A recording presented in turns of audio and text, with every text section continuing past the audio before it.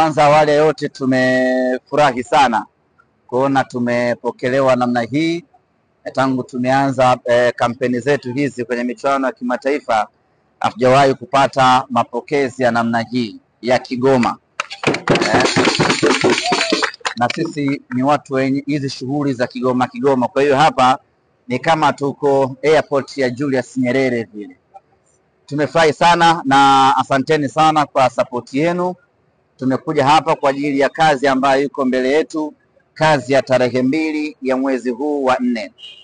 Niseme tu kwamba sisi hatutakuwa wengi kama wao Almasi, lakini kwa udogo wetu tunaweza kupambana na tukapata matokeo mazuri. Kwa hiyo tujiandae kuanzia sasa, tuhamasishane kwa wale wengine ambao bado hawajafika hapa.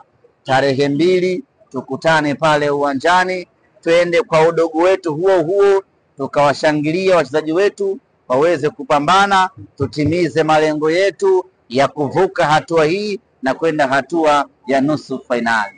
Na uzuri ni kwamba tukifanikiwa kumng'oa Al-Masry tutarudi tena hapa kuja kuhangaika na Zamalek. Kwa hiyo juhudi zetu za kuisaidia Simba kuvuka kwenye mechi hii ndiyo juhudi ya Simba kurudi tena hapa kwenye mechi ya hatua ya nusu fainali.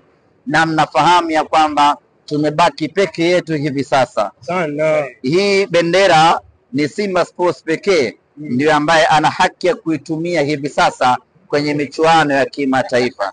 Kwa hiyo tuna kila sababu ya kujivunia, tuna kila sababu ya kutamba, na kwa mapenzi yake Mwenyezi Mungu bendera hii itasimama hapa katika nchi ya Misri na heshima ya Simba itaandikwa hapa katika nchi ya Misri.